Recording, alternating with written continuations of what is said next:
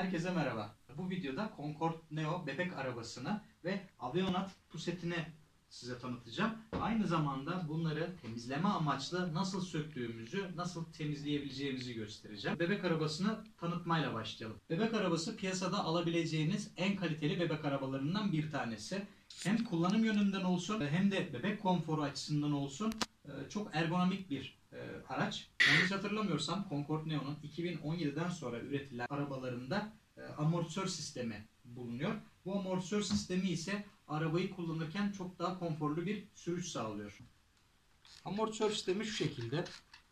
Bu şekilde bir yaylanması var. Bu yolda sürüş keyfini arttıran faktörlerden bir tanesi. Arabayı sağa ya da sola çevirdiğiniz zaman araba diğer tarafa yatarak çocuğu sarsmıyor. Şimdi arabayı tanıtmakla başlayalım. Burası çocuğun ayağını uzattığı yer. Yukarı doğru kalkan bir mekanizmaya sahip.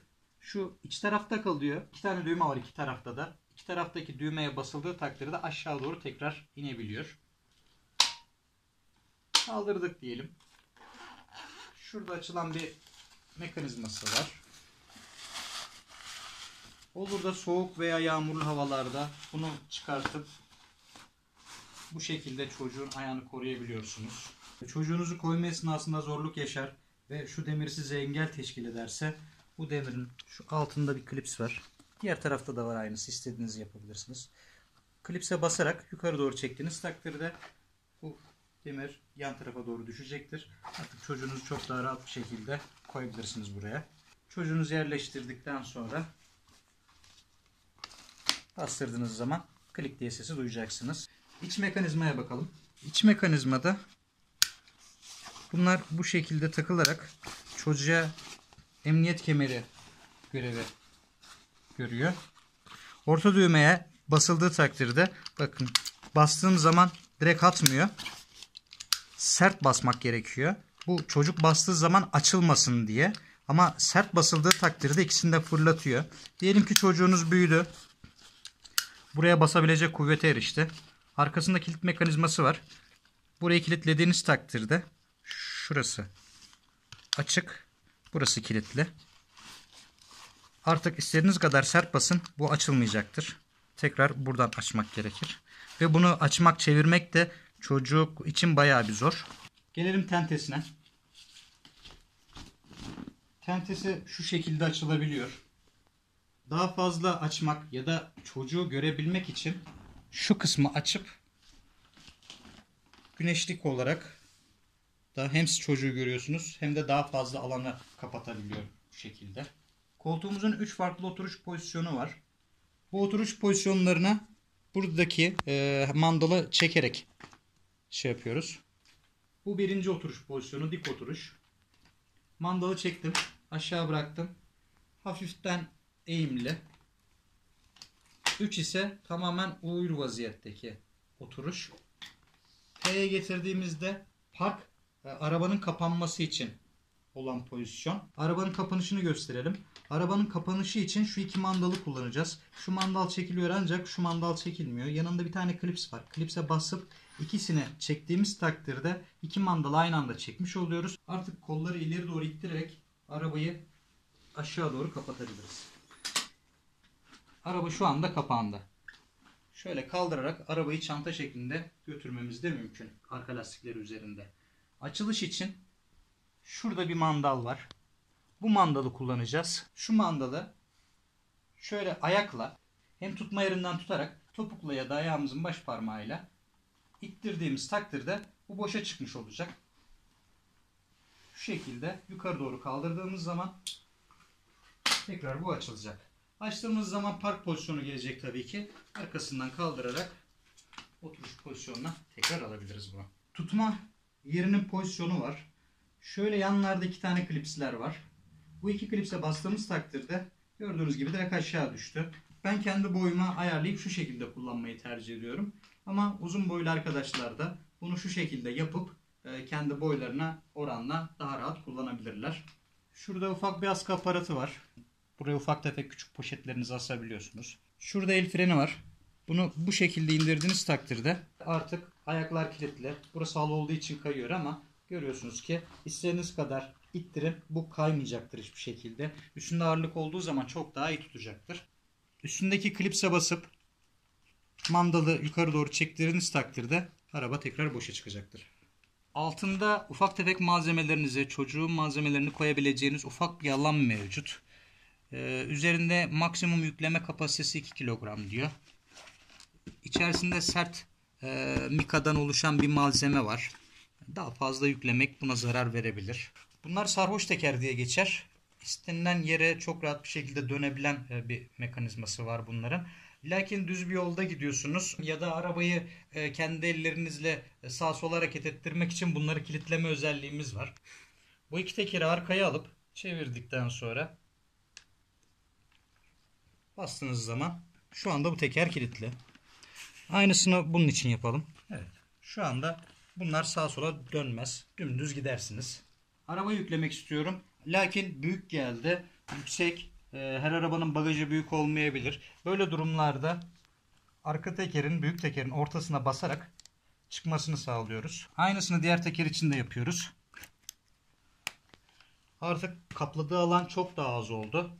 Bunları da şu şekilde koyup arabaya rahat bir şekilde koyabiliriz. Koltuğu sökmek için şurada 2 tane mandal var. Bu 2 mandalı yukarı doğru çektiğiniz takdirde yukarı doğru bu çıkabiliyor.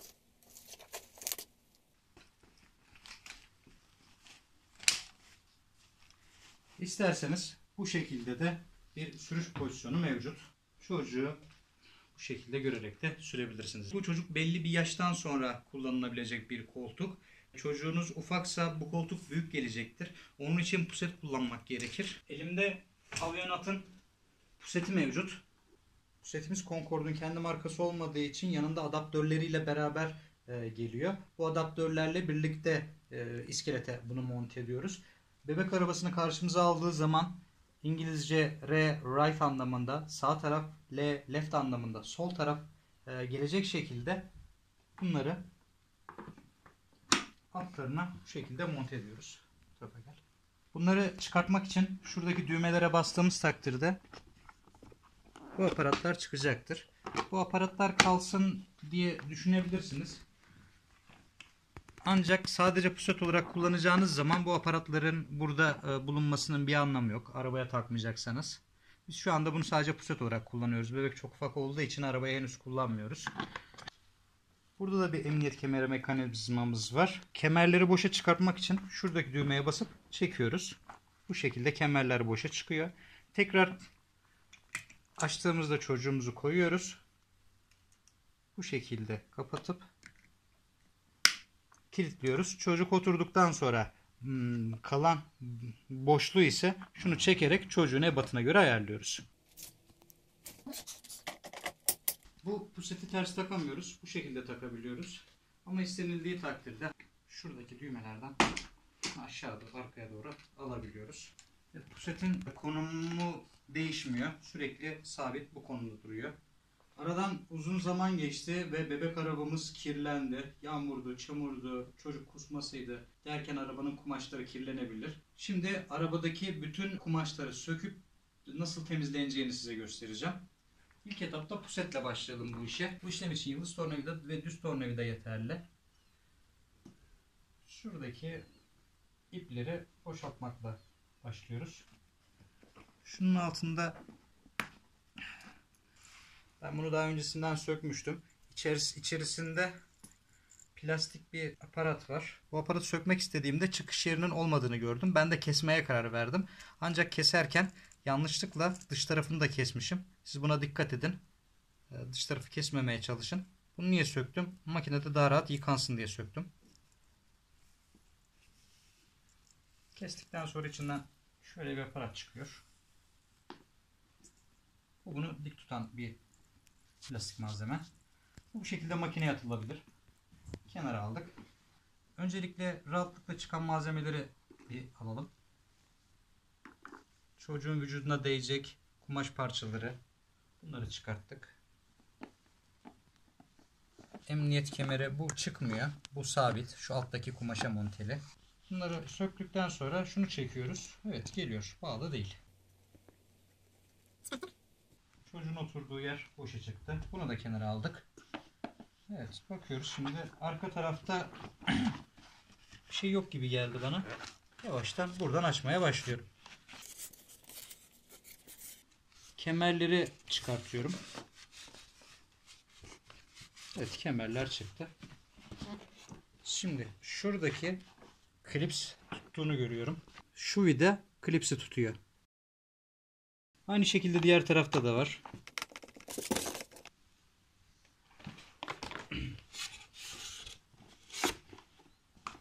Şunu arkaya doğru gönderelim. Engel olmasın bize. Geldik. Ön taraftaki yere. Buradaki aparatta bakıyorum. Kumaş tuttuğunu görüyorum. Bunun da altını çeviriyoruz. Burada 1, 2 ve 3 tane klips görüyorum. Demek ki bu klipsler içerideki aparatı tutuyor. Tırnağı ittirdiğimde gitmediğini görüyorum. Muhtemelen bu vida bu tırnağı tutuyor. Tırnağın boşa çıktığını görüyorum. Düz tornavida burada işe yarayacak. Tırnağı rahat bir şekilde ittirmek için. Evet. Bu tırnak boşa çıktı. Diğer tırnak da boşa çıktı. Evet, şu anda rahat bir şekilde bunu çıkartabiliriz. Bunun içerisinde ekstra bir sert malzeme yok. Bu olduğu gibi makineye atılıp yıkanabilir. Şimdi sökebileceğimiz parçaları sökmeye başlayalım. Bunun arkasında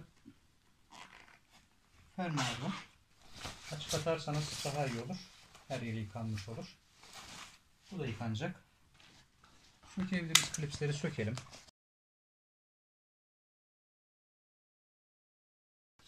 Bunlar makinede yıkanabilir. Sökmeye devam ediyoruz. Gelelim şimdi merkez kumaşına. Evet, burası açıldı. Çeviriyoruz. Ha, gelmiyor çünkü. Evet.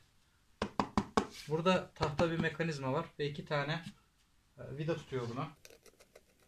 2 vidayı söktük.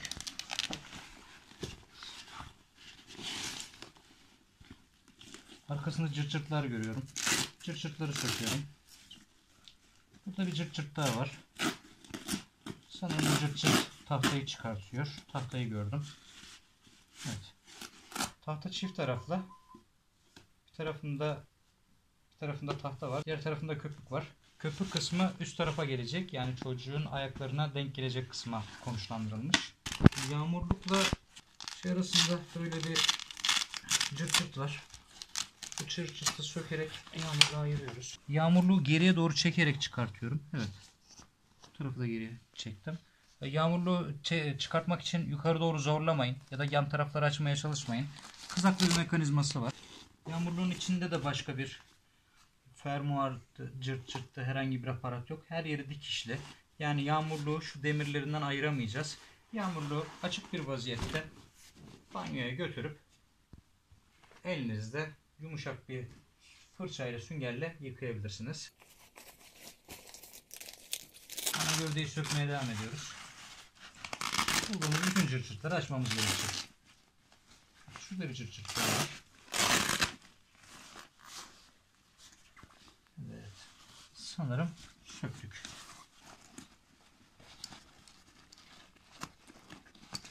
Evet.